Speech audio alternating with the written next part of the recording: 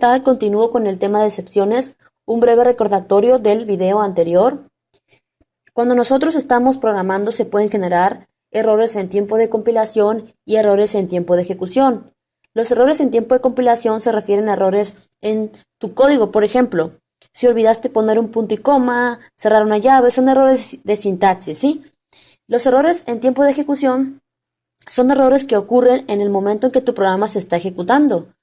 Es decir, el programa ya se compiló, ya se ejecutó, se generaron los archivos .class y el programa ya está ejecutándose.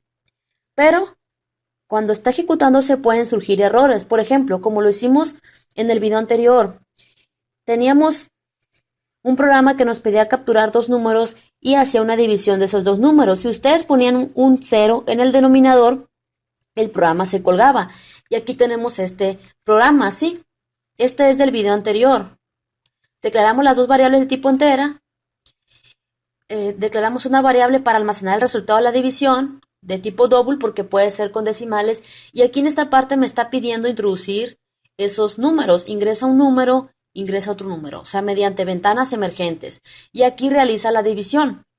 Luego aquí muestra el resultado de la división. Si ustedes ponen el valor del denominador diferente de 0, porque incluso pueden ser valores negativos y no pasa nada, pero no debe de estar un 0 en el denominador de la fracción, es decir, en la parte de abajo. Puede haber un 0 en la parte de arriba, no pasa nada. Por ejemplo, 0 entre 5 es 0. El resultado de la división es 0, pero si ustedes lo hacen al revés, si ustedes intentan dividir un número entre 0, allí sí va a generarse un error. Por ejemplo, 5 entre 0, se va a generar una excepción. Aquí está una excepción de tipo arithmetic exception, o sea que se colgó el programa y aquí está diciendo por 0. ¿Sí? Incluso podemos introducir números negativos y no pasa nada. Menos 4 entre 2 y no pasa nada, ¿sí? Entonces, aquí, a ver, ¿qué puse? Menos 4 entre... Puse menos 4 entre 3. Menos 4 entre 3 no es menos 1. Aquí pasa algo. ¿Por qué me está pareciendo que menos 4 entre 3 es igual a menos 1? Bueno, voy a poner esto.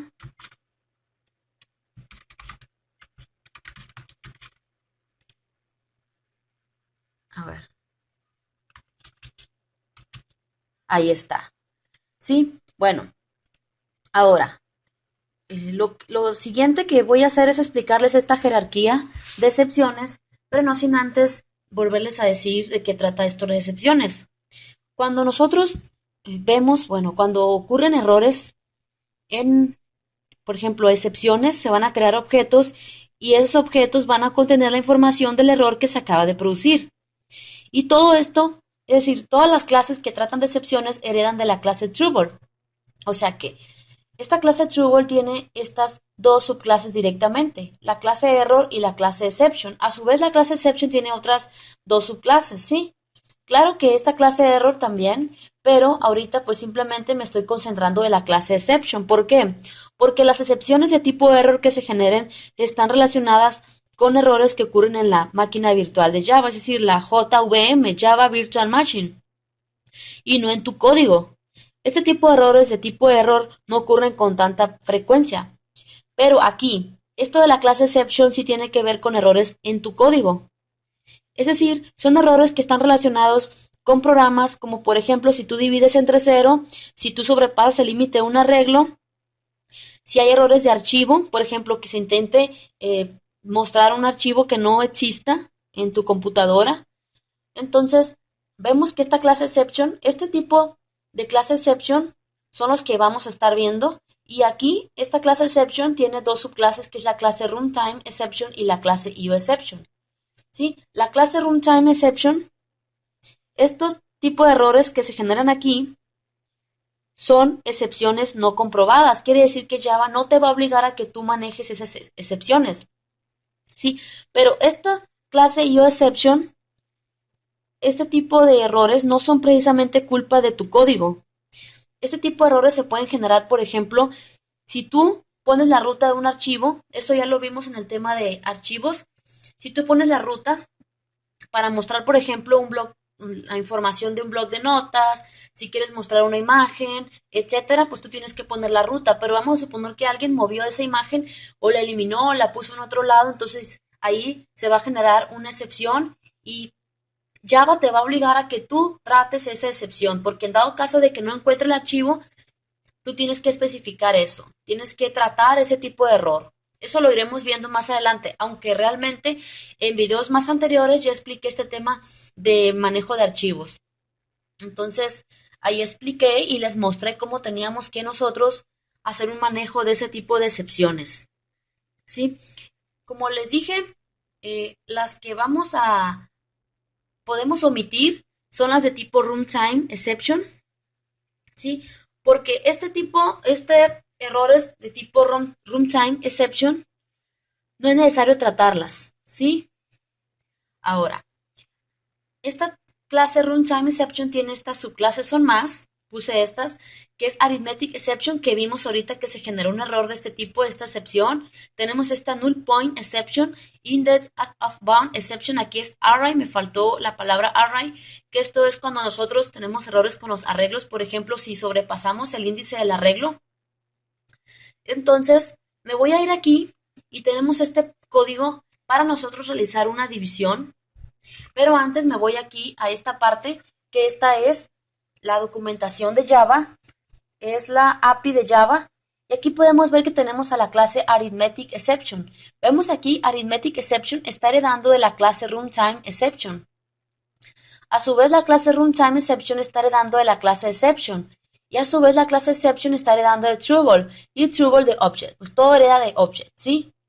Entonces aquí podemos ver información.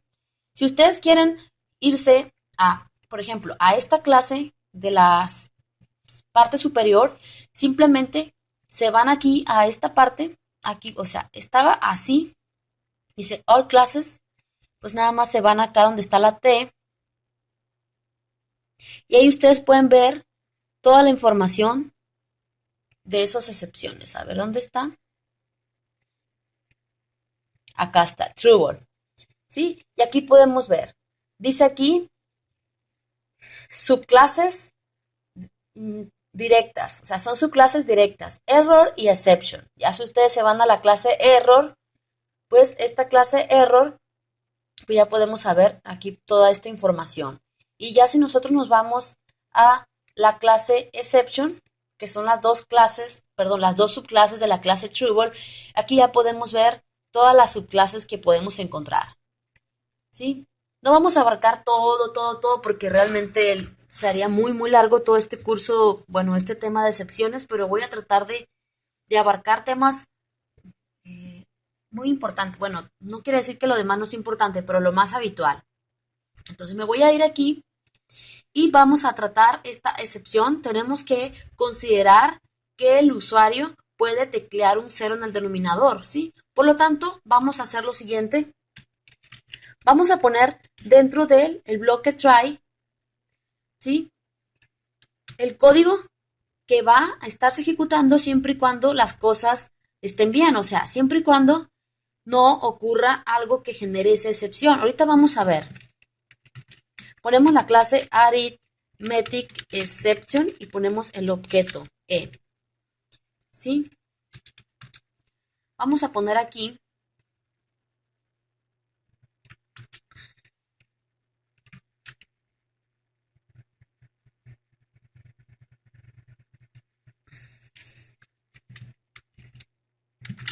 has introducido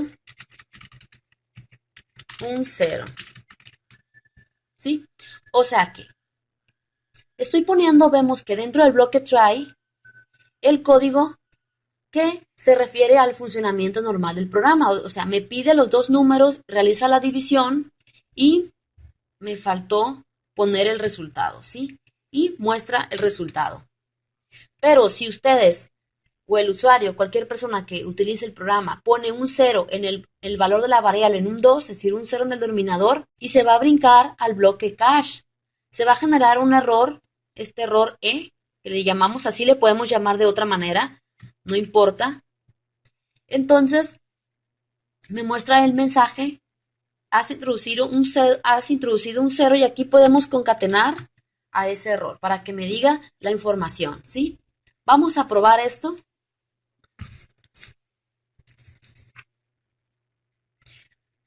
4 vamos a poner entre 0, resultado de la división infinity del programa, ¿sí? Si en dado caso no hubiéramos puesto los bloques try catch, se hubiera colgado el programa como ya lo vimos anteriormente, ¿sí? Bueno, ahora, ¿qué tal si nosotros, aparte de que ya ven ustedes que me mostró eso en pantalla, donde dice resultado de la división, me pareció infinity? Bueno, ¿qué tal si yo quiero que me vuelva a pedir un nuevo valor numérico en el denominador, ¿sí? O sea que si ustedes ponen un cero en el denominador, que les vuelva a pedir el valor. Entonces para eso lo que podemos poner son los bloques, más bien dicho, al ciclo do while, ¿sí? Para que esto se esté repitiendo. Do, y aquí cierro, while. Y aquí ponemos lo siguiente, ¿sí?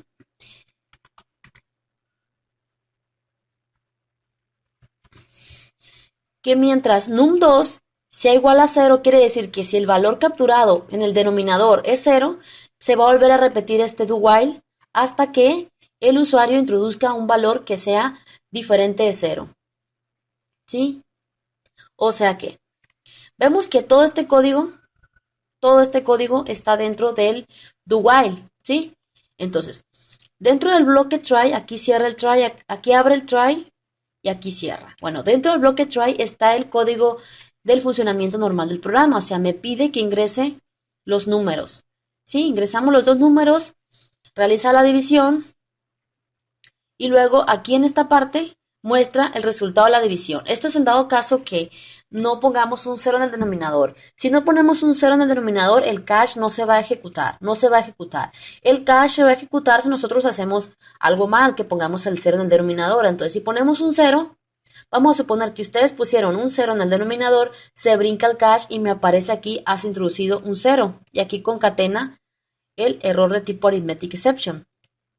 Luego el while va a preguntar si ese número capturado es igual a 0. Como es igual a 0, ¿qué hace? Se vuelve a regresar y ejecuta nuevamente todo lo del do while. Y nuevamente el try se ejecuta, introducimos los dos números, realiza la división y vamos a suponer que volvimos a poner un 0 en el denominador. Se brinca el cache, me muestra este mensaje y luego aquí en el do while pregunta si ese número capturado es igual a 0. Como si es igual a 0, se vuelve a ejecutar el do while hasta que nosotros pongamos un valor diferente de 0, el do while va a finalizar. ¿Sí? Eso es lo que hace el do while. Entonces ahora vamos a ver que aunque yo ponga un 0 en el denominador, el programa me va a volver a pedir que introduzcamos un número, ¿sí?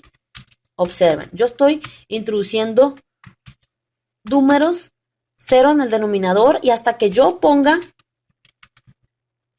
un valor diferente de 0, me realiza la división, ¿sí? Entonces aquí hicimos un manejo de excepciones, que de igual manera lo pudimos haber hecho sin los bloques try catch, simplemente con el if, o sea, simplemente poner que si el número es diferente de 0 en el denominador, pues que realice todo el procedimiento.